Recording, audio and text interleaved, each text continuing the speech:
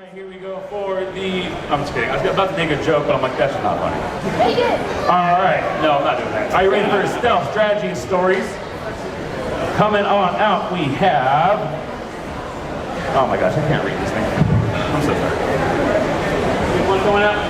Apostolides. Apostolides. We have... Thank you. You ready by Nick Apostolides. And we got George Newbern.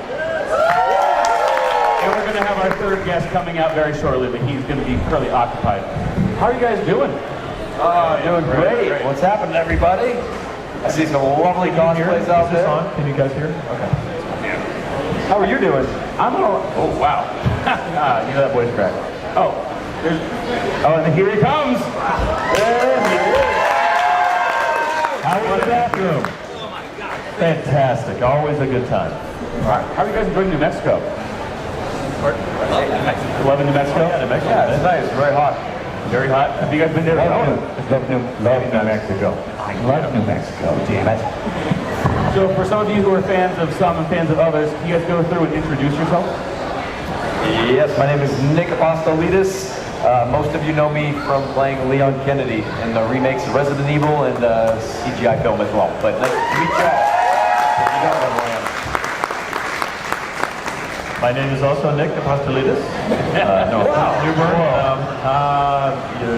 For con purposes, you probably know him from the voice of Superman for the last 19 years.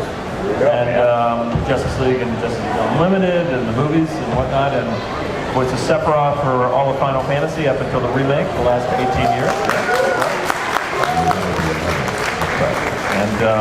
And then, you know, lots of movies and TV shows from the last 30 years. I'm 92 years old. You look, and I think I look pretty good for 92. Yeah. That's right. There you go. Well preserved. I'm David Hayter. I'm a screenwriter. I wrote the first two X-Men movies, and Watchmen, and a number of things. A show called Warrior Nun. I was King Shark on The Flash. I was Lupin in Castle Cagliostro, but you probably know me best as Solid Snake and Naked Snake and Big Boss in the Metal Gear Solid series. So with the introductions, a joke I was going to make earlier that someone said do it, I'm going to do it right now since you're all here. I told my girlfriend, I was like, you know, whatever they call this panel, they can call it whatever they want. I'm going to call it like the video game hunks panel. Is that okay with you guys? Sure. And I'm very flattered to be on stage with all of you. Thanks for being here. Of course. I think that's the perfect name. You're quite a hunk yourself. I said that to myself this morning. So usually the first question I do like to ask is, because there's a million ways to get into this, but what would you guys consider to be the first steps to be where you're at today? Like, do you consider to be like having sort of experiences, having a demo reel? What do you guys think the first steps is in your career? Take acting classes. Yeah, That's what I recommend. We get a lot of questions like that. You know, how do we begin? How do we get into voiceover and stuff? Take acting classes. Really, it starts there. Start local. You don't have to move to Los Angeles to begin. The filming market, the industry is kind of decentralizing. It has been for about 20 years now. Oh yeah. And even here, there's a huge market here in New Mexico. Texas is not too far away. Like, start local. And if you start getting your experience and you really love it, maybe consider getting to some bigger markets, but I don't even think you need to at this point. Plenty of actors are super busy around here, so that's my answer. Yeah, no, I echo the same thing. Get in an acting class and find out if you like it and if you're good at it. And you don't necessarily have to make your living at it. Just if it's your passion, learn how to do something. Learn how to be an artistic person, whether it's writing, acting, directing, writing, painting, whatever it is. And then have a job that makes money, and maybe the job that makes money is the artistic one. But they're not, you know, they don't have to be one and the same. Indeed. Acting classes. Also look at theater, because it was doing theater where I had to learn to train my voice to, you know, project, and I learned a bunch of accents and all the things that went into voiceover. Go to D. Baker's website, iwanttobeavoiceactor.com, because I've been doing it so long, I have no idea how you break in now.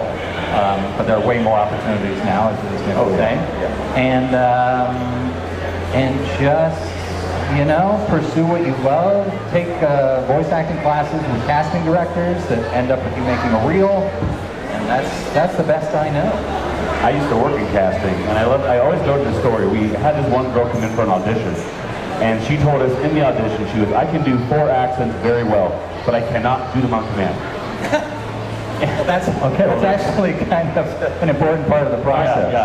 Yeah, everyone in the room was like, oh, all right, well, that's a fun random fact, but like, Can't do them on command. yeah. You're like, action, and she's like, no. I'm not feeling I it. feel like British this time. So I also want to ask you guys play some very iconic characters. When you guys went up for these roles, did they provide you with imagery, a description, and then from whatever you had going into it, how did you find that character's voice? Because it's a person that's not real. You know, how did you find that voice? Like they're not real? I thought. Yeah, I know. We all think they're real, and we all think we're Fictional, I guess. Yeah, but like, how did you find this voice? Like they're like, hey, here's some bullet points. They're this age. They're from this demographic. Or did they give you art? These characters going forward, like, yeah. How was the process? yeah, when I auditioned for Snake, they had the Yoji Shinkawa artwork up on the walls, which is so spectacular and so evocative. So I got to see what Snake looked like, and it was really cool. And then, but it's a weird story. I auditioned with my voice, which back in the day sounded like this. So it would have been, you know, this is Snake. I'm at the disposal facility. And then I got the script, and he was already retired, and he was already a legend, and everybody knew who he was, and he was bitter, he didn't want to be there, and I was like, he needs to sound older, he needs to sound like he's been dragged across 100 miles of bad road, and that's where it came from. So I saw the guy, I read the script, and then his personality came, his sound came from. Cool. Superman, for the audition, I didn't realize it was going to last 19 years. I thought it was just a one-off. I was busy doing other things. I went, oh, I'll just go to that audition, and then, oh, it's Superman. And then I read the speech, and then I got it. Then I kind of freaked out. I was like, oh, I gotta figure out how to do this. This is Superman. So I basically kind of channeled my older brother, who was an Eagle Scout and now a surgeon. But for Sephiroth, I didn't audition for that. It was just a one-day overdub, and I think it was the beginning of Final Fantasy. It was for Kingdom Hearts, and it hadn't really become a thing yet. So I saw a picture of the character, and then they said match the Japanese sound. And it was, you know, his voice was very low and sort of gravelly, but it was difficult because what he said didn't match his voice. He was so emotionless that it was a struggle, but I did the overdub session and then turned into years later, still doing it. Legendary. That's right. Leon was long established by the time I came in about 2016, and they were just looking for a very young version of him. He's a 21-year-old rookie cop. I was fortunate enough to be a longtime fan of the franchise, and so I knew everything about him, the lore and everything, and where he was at that time of his life. And I actually didn't have to change my voice at all. When they went through the casting process, because we all the characters in Resident Evil 2, it was full performance capture, so we were doing the facial expressions, the body, the movements, and everything. They wanted to really capture the full essence of the person in the actor. So I was lucky that they saw a young Leon in me, and they said, you don't have to change anything. There was one time when they were toying with making him sound a little bit younger, and I said, you sure you want to do that, guys? Because I don't have an old, gruff, veteran voice. And they said, yeah, just try to make it a little bit higher pitched. And so I went Mickey Mouse on them to try to shut that down. And I was like, hey, Claire, how you doing? And they're like, yeah, that's not going to work. Go back to your Nick voice. I was like, thank you. So this is very much my Leon RE2 voice as you're hearing it right now. That's it. That's awesome. So I do want to ask, like, again, with the iconicness of like a lot of these characters, was there ever a moment when you first physically saw a piece of merchandise that you were like, that's me, you know? And how did that feel for you guys? You know? First one I saw was, I think Snake was on the cover of PlayStation magazine. That was pretty cool. You know, it's like being a model on Cosmopolitan or something. I was like, badass. I think I saw my first merchandise was something I got for my son that the Warner Brothers gave me. It was a little chest plate with a cape, and my son was, I think, 5 at the time, and he put it on and ran around the house, and he would punch the middle, and it was my voice. Get to the watchtower! And it was like hearing my son run around the house. That was hilarious. And the Sephiroth, I think I saw, I didn't really see any merchandise until these cons with folks bringing in the big swords and the hair and the whole bit. I signed my first actually hair conditioner the other day. What? Somebody for soaking Sephiroth's hair. I signed a bottle of shampoo or whatever. No, you never forget your first. Yeah, exactly. That's cool. Yeah. I think it was really cool, but I kind of expected it because I was a fan of Resident Evil merchandise for so many years, and yeah, it was cool to be a part of it, but I still look at all this stuff as a fan because it's my favorite franchise, and so when I see stuff, I'm always just like, oh wow, that's cool, like I want to buy that, and then you remind yourself like, oh yes, I voiced this version of him, yes. It's very cool, it's an honor, so I don't know what else to say. No. George, I did want to ask you a question real quick, because the Superman movie just came out. Yeah. Did you have like was there any consulting of you? Did you have an opinion on it? Like, I haven't seen it yet. I'm going to see it next week. Looking forward to it. And, James Gunn, I get the feeling from what I can gather that it's a little more traditional and a little more of a feel-good Superman. So I think that's great. And Christopher Reeve is my Superman. Before I got to do Superman, I did a movie with Christopher Reeve when I was 22. We were hanging out together for 4 or 5 months in Toronto and Chicago. And I was like, just saw an honor. I was like, oh my God, I gotta tell you, I'm freaking out because you're Superman. But if you'd have told me then that I would be, doing part of Superman later, I was just like, what? Not in a million years would I ever be. David, how many cardboard boxes have you autographed so far? I haven't autographed any so far, but there's one there. Yes! Thank you, Big Boss. Big Boss has the box. And then somebody else made the pink box, like a really amazing replica of the pink box yesterday, but just to show me. Try to make me hide it. Actually, on that note, what do you think is the weirdest thing you guys have ever had to sign for a fan? Like, that you can talk about? A guy said, will you sign my leg? And I said, sure. And so he took it off and then put it up on the... Oh, yeah. And then 4 guys in Manchester had me sign their actual legs, their calves, and then they went and got it tattooed on their legs. Which, I don't know why you would do that. Yeah. But the prosthetic leg was the most startling. Yeah. I have Leon is a bit of a baby girl, and he's been sexualized quite a bit.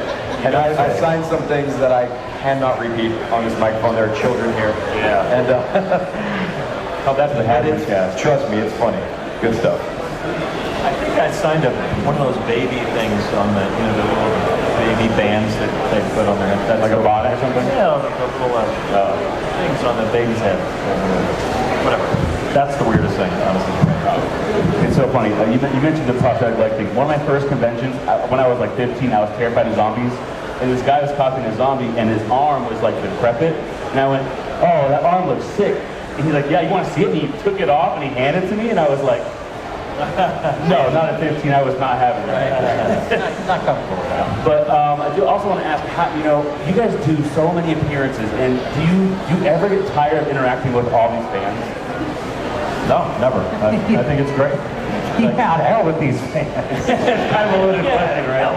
No pressure. No, it's fantastic. You live in LA? I live in LA. Yeah, and LA's a little bit jaded. No one ever comes up to me or says anything, so it's nice to have someone say, hey, I appreciate, this meant a lot to me, or my childhood, or whatever. It's nice to have the validation.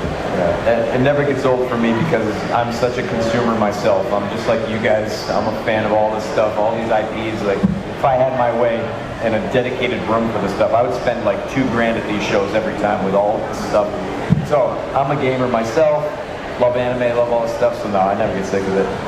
Nick's also a great artist. You should check out his table. He's got some cool... I do draw. Thank you, George. You do art too? I don't get tired of. I'm the same way. I'm just a fan of all these things. I get to meet so many cool people. And people are like, oh, it takes so much energy to talk to people. I'm like, yeah, but people are telling you you're awesome all day. Why is that bad? How many jobs do you get that are like that? So no, it's very, very nice, and I love meeting with them. Keep it coming. Do you guys have a specific line that you love that you've done, like with any of your characters that just kind of stuck with you? Iconic ones. Leon's got quite a bit in these games, and there are a lot that are requested on these prints and everything like that, but my personal favorite was also my favorite from the original game that I was lucky enough to remake, and it's when Leon kicks the red oil barrel and he's about to fight Mendez and he blows up the bottom half of his body and he says, "Hasta luego." That's one of my favorites. I had a lot of fun saying that. I was like, giggling like a little schoolgirl. I like Sephiroth's line, tell me what you cherish the most and give me the pleasure of taking it from you. That's fun. He's such a bad guy. He's a misunderstood guy, I should say. Yes. Let's see. Well, I think my favorite is from Metal Gear 4, Old Snake. I'm no hero. Never was. Never will be. I'm just an old killer hired to do some wet work. So that's my favorite. Oh, wet work, gross. It's yes.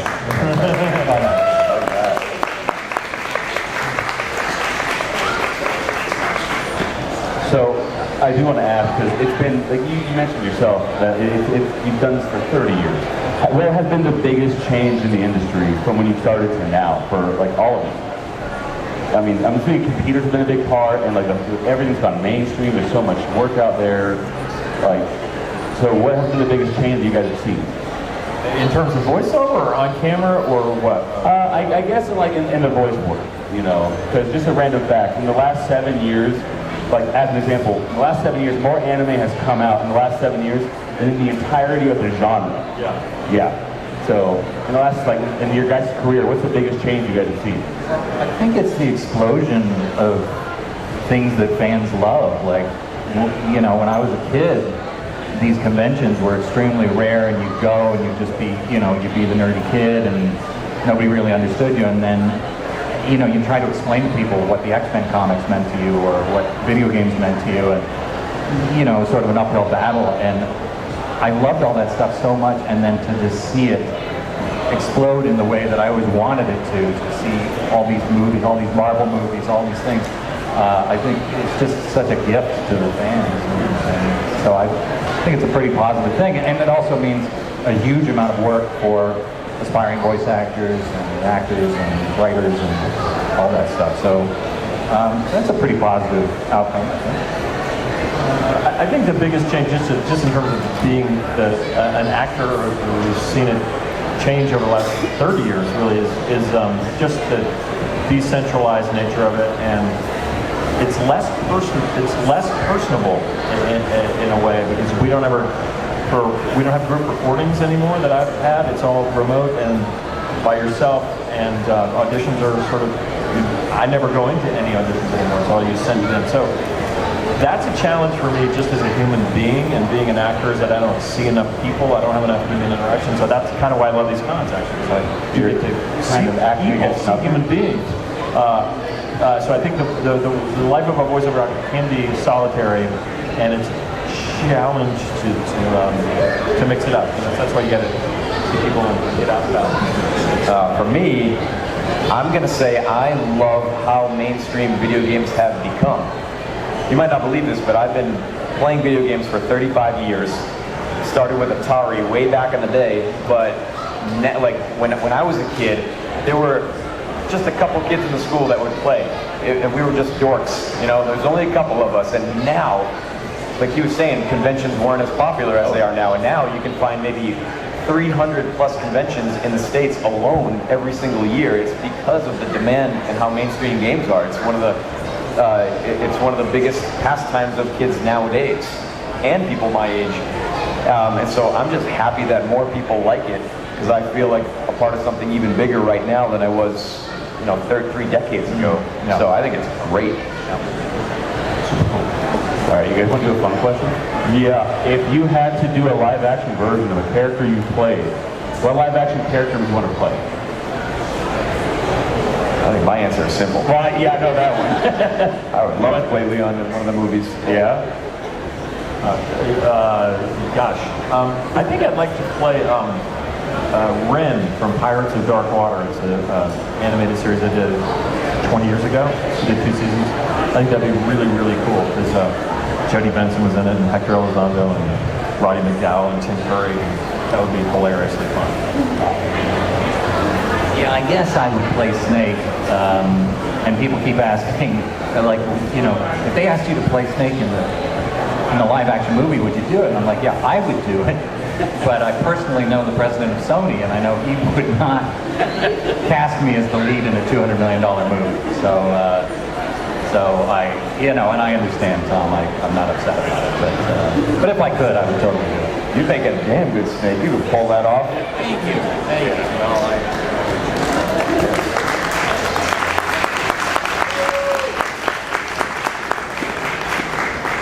You guys mentioned recording like as an individual. Is it hard to act against nothing?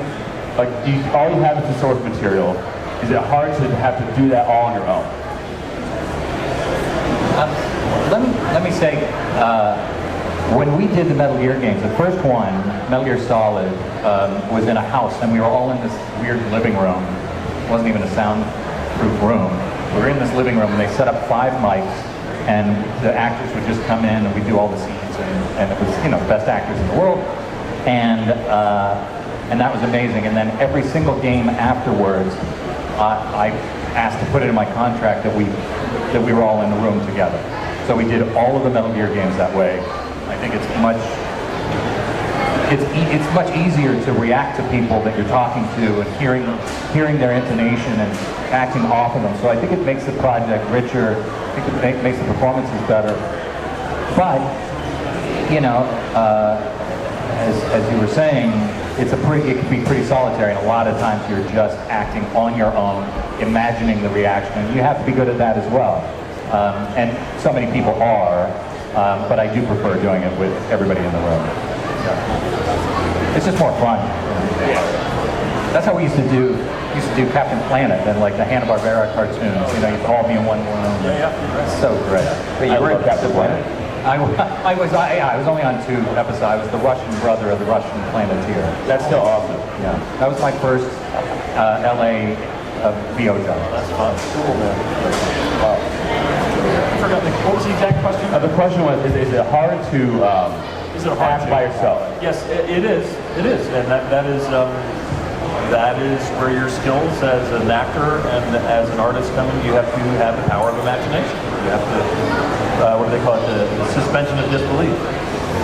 It's not just no one in front of you. There is actually something in front of you. You have to really go there. I mean, that's where you're... Yeah, and you're kind of acting their part in your head, right? You know, to figure out how to properly respond.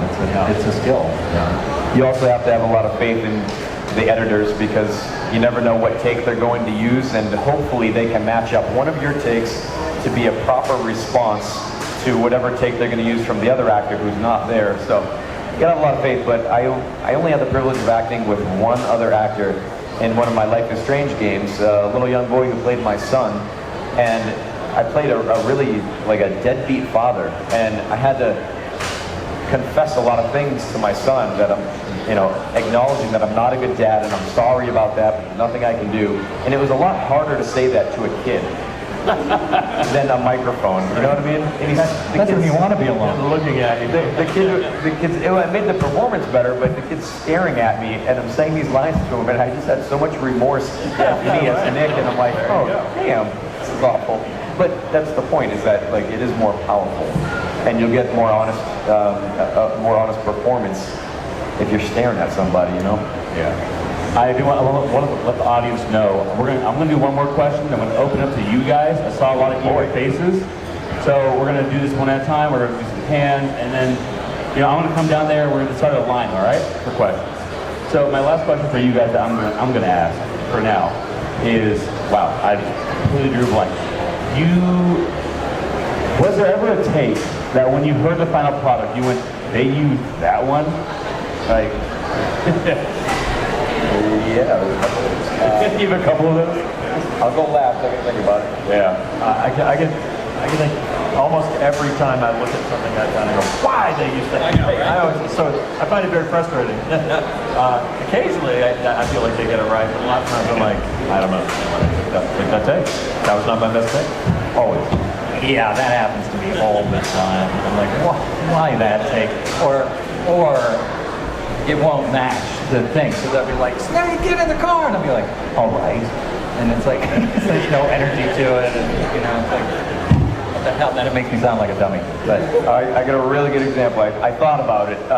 In Resident Evil 2 Remake, the very last scene in the game, when you kill the last bad guy, happy ending, they're on a train escaping Raccoon City, and I finally meet up with my estranged partner, Claire Redfield, and she has saved this little girl, Sherry. And so I come into the train car, I see her, I see the little girl, and she goes, Leon, this is Sherry. And they use the take where Leon just goes, okay. And then he cuts to black. That's the end of the game. That's the end of the game. no way. I think we recorded a bunch of different interactions there, and they chose that one. Okay? What else you got? That's really fun. Wow. Do we have any questions from the audience? You guys want to come on up? We're going to get a line started right around here. Are you guys ready? We're ready. All right. Here you go. So I had a question. I know you guys have done a lot of roles that have been very iconic. Is there ever a role you would love to do that you have not done? I would love to voice Mega Man in anything Mega Man. That would be a dream come true for me. I would love to do Iron Man. I think Iron Man would be a blast. I auditioned for Iron Man, for the Iron Man VR, but I didn't get it. But I always wanted to play Batman. That's my dream. That's my favorite. So He's a weirdo, man. he's a weird. Of course, Superman would say that. Hello, gentlemen. I met at the studio already. Nice to see you guys. I wanted to ask you real quick. Oh, thank you. What character or voice actor inspired you guys to get into voice acting? Like for me, it was Mr. Hayter. Loved it. His voice of Snake. Or also like Frank Welker. A lot of those guys. Do you have any character or voice actor that inspired you to get into this line of work? What inspired me to get into this line of work is his job. So I think most actors are like, oh, it's a job. I'd love to do that job. But I think Frank Welker, he was in Pirates of Dark Water with me. That's the first time I met a voice actor that was that insanely talented. I'd never seen it. I'd heard Mel Blanc from that was he's also free.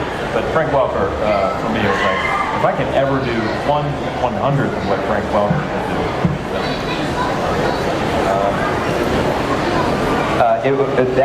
There's a really, really talented voice actor named Paul Mercier, and he actually voiced the original Leon in Resident Evil 4 about 20 years ago.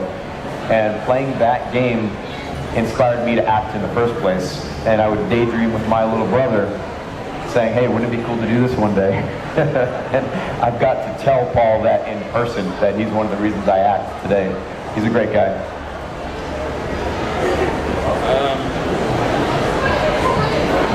I forgot his name.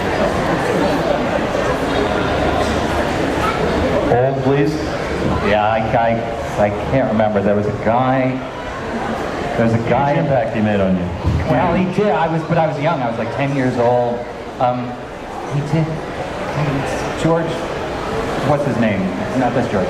Anyway, did like Roger Ramjet and remember back in the day. Anyway, I was inspired originally by Mel Blanc, by the voice actors on Rocky and Bullwinkle.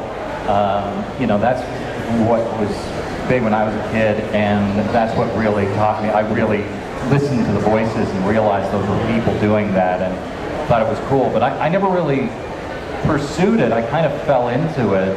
I was asked to do video games I went to high school in Japan in 1985 and got asked to do voices in video games, and then I was hooked. And then I started realizing, people like Frank Welker existed, and Rob Paulson and Maurice LaMarche, and now these are all my friends, and Billy West, and so there's way too many to get into. But originally it was Rocky Bullwinkle and Mel Blanc. Thank you, gentlemen. Really appreciate your time. You guys are pretty good. Hello.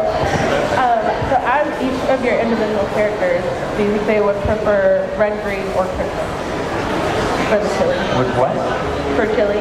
New Mexico's Oh. state question is like red chili, green chili, or Christmas, which is both of them. Oh. So as your character, Which would one's you- spicier? Red. Red. Yeah, I would go red. Probably fairly boring. Christmas for me. I like spice. Red all the way. You always have to ask that, but it's mandatory. Hello, my question is for you, Nick. Since I just learned you got to talk to the original voice actor of Leon for Resident Evil 4, amazing voice actor. When you learned that you got to be Leon, and you got the part, and you finally got to start voicing him and being a part of the franchise, how did that make you feel? What was your reaction? How giddy were you? It's a dream come true to voice one of your favorite characters. I grew up with him, and it's been a surreal experience since I started working with Capcom, which is about 9 years ago. So I'm just very, very grateful that I've gotten the opportunity to voice a couple games and a Netflix series as him. It's a really dream come true. That's awesome, man. Thank you for your question. Thank you. And the actor I was looking for was Gary Owens, who was right? Yeah, that's right. Yeah, he was a California voice actor, and I just loved his voice. All right, well, first and foremost, I want to ask you, kept you waiting, huh? Like, you kept us waiting. I know I had to keep you waiting, but here's my real question. What character that you didn't play for voice acting would you want to do that you haven't done before? I think we already went through those. It's still Batman. Batman. I'm Batman. Which Batman? The hater Batman. Whatever one that I would define as Batman. Like I didn't care for Christian Bale's Batman because I thought he was kind of ripping me off. But poorly, you know. I'm Batman. So yeah. You're pretty good. And then I guess for you guys too, if you don't mind. Is it a different question? Oh no, what character that you didn't voice would you want to voice? I would want to voice George in a biopic of his life. Thank you so much. Thank you so much. I don't know. Iron Man would be. I would love to join. Hell yeah. Okay, well thank you guys. This question for you, Nick. What's your favorite scene in Resident Evil 2 that you did? My favorite scene is the Kendo courtyard scene where Kendo has to put down his daughter. To me, that was the most emotional scene in the game. And when we were filming that on set with all the actors, going back to acting with people, actually, it was so impactful. Everyone on that set was just choked up during that scene, and we knew that whatever Capcom did with it, it was going to come out really good, and it was going to hit hard, and it did. And to me, that scene sums up the grim world that is Resident Evil. So that's my favorite, hands down. Thank you. So this one's for Nick. How did you arrive at the voice of Leon in 4, given like the influence from Paul Mercier?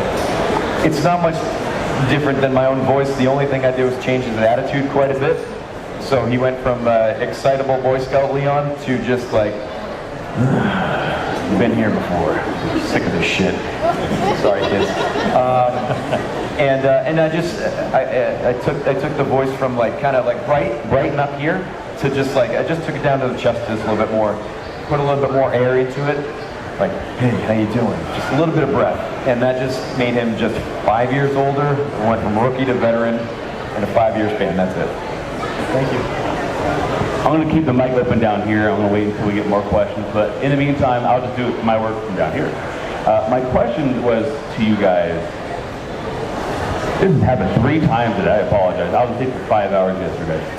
You got a question? Oh, thank you. Awesome. I was wondering if you guys did any voice acting during the pandemic. If you had any fun stories from that, how was it? Things like that. Let's see. I do a lot of audiobook narration. I've done like 600 books at this point. So I kept working straight through the pandemic, so I was very lucky to get to keep doing that. And then I did some did you do some Comic-Con, Galaxy Con and stuff during the pandemic where you talk to people and sign? Anyway, I guess it wasn't really voiceover work. That was it for me, audiobook work. That's all I could do. Not a lot of voiceover work for me. We did some very careful motion capture work on a few games that I would call in, but they had, all these game developers had such strict COVID rules during that time. And, you know, it's like you had to wear your mask in between takes, and then during the takes, you had to take them off and then quickly put them back on. Oh, in fact, I'd say one of the funniest things I did some motion capture for Battlefield 2042. And just some soldier stuff, and the director was not even in the room, but they put an iPad on a Segway, and he had the remote control for this Segway, and so the director would wheel himself around, and you just saw this talking head like repositioning so he could see this scene, and we'd have to wait for the Segway to just go around the thing. God, that is so weird. And that was really strange. It was like Jetsons, like futuristic, kind of weird, and in the Segway we'd bump into parts of the set and you'd have to back up, like very Austin Powery, and that was one of the weirdest couple days I've had on a mocap set because of COVID. Segway director. Yeah, we were just saying we don't miss the pandemic. I missed that time.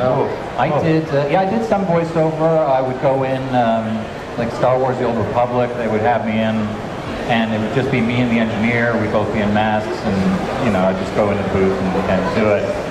But I was the writer-producer on Warrior Nun for Netflix, and we shot that in Madrid over 6 months during the pandemic, and that was, I mean, it was an amazing experience, but like masked all day in the Spanish heat and getting the thing jammed up your nose 3 times a week, and well, I shouldn't tell that story. But anyway, yes, I did a fair amount of work during the pandemic, and it was difficult. Cool. Thanks so much. All right. My question for you guys is, what is your favorite gadget, tool, or ability from one of your creations? From one of what? From one of the creations you guys were a part of. Gadget or tools or weapon? I have the cardboard box. I have my bandana that gives me infinite ammo. I got my tuxedo. I got all sorts of cool gadgets. I can also eat glow-cap mushrooms and recharge my batteries. My flashlight or something. I got to give a shout out to the ink ribbon. Right. God, I got to say Superman's ability to fly and also push planets at the same time. That's got to be a great skill. Wouldn't you say? Let me check. Thank you. Hi, first off, I got to meet David Hayter. Nice to meet you again, bro. Nice. Hell yeah. So my first question is, burgers or hot dogs? Let's be real. I promise I won't judge. And then second is, what was like the most difficult part of you guys' careers? First of all, I'm going to say burgers because I feel very close to you, and I don't want to, I don't want to eat any of your family. Okay, I got you. Fair enough. And I'm sorry, what was the second part? What was like the most difficult part for you guys' careers? Like besides like having to do management or like what's the most difficult character? Well, being poor was not ideal. It took me about 8 years before I really became successful, and although it was pretty fun. I mean, I got by and I was a bartender, and so what's the most difficult part? I guess the most difficult part of my career is bad studio notes on the screenplay side. When they say something, sometimes they'll just say something that's going to ruin everything, and you always want to try, they're paying for it, so you always want to try to accommodate their note. But some of them you're just like, are you kidding me? We're all going to be humiliated if I do this. And a few times I've had to take their note, even though I knew it would ruin the project, and then I get fired. So that's about it. But overall, it's a pretty good career.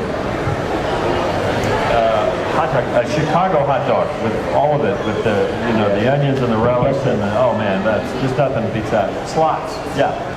And then I think the most difficult time of my career, it's an ongoing thing.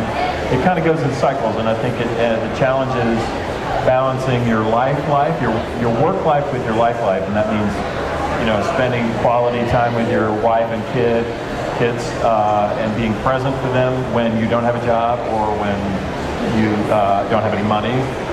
It's balancing, and then when times are really good, also being present and not being somewhere else. Being an actor is sort of an advanced course in character development. It's like hyper speed character development, and I'm still learning every other day. I feel like I'm having to learn it. So. That was a very intelligent answer, and I'm gonna piggyback on that. But first, I'm gonna say burgers. Sorry. I'm sorry. Further to that, for me, this is also an ongoing learning experience. Is learning how to efficiently be my own boss, like time management. You know, so yes, the balance, 100%, the balance of it all. But you know, sometimes it's like, hey, I don't have a job for a week or two. I could just play video games for 2 weeks straight.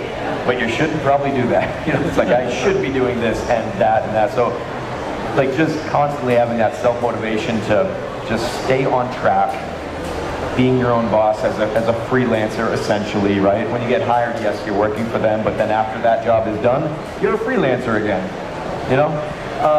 So I think just keeping on track, and I'm trying really hard every single day. Thank you so much, guys. Thank you, hot dog. Hi. First off, I'm a big fan of Resident Evil 4, big fan of Final Fantasy 7, and big fan of Metal Gear, so this is so cool for me. Awesome. And we're a fan of you. My question is, what's the most requested line from fans when you meet them? Like, what's the line they ask you to do the most? Kept you waiting, huh? And you're pretty good. And then a lot of times they'll want me to go, liquid!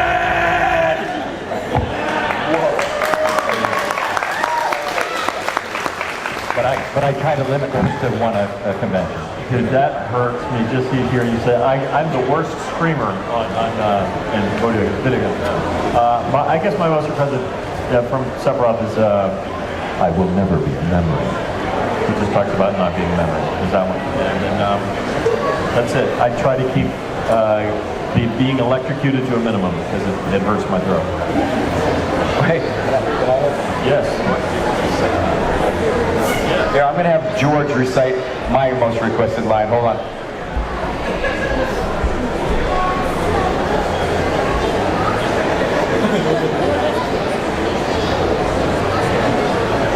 Where's everyone going? Bingo.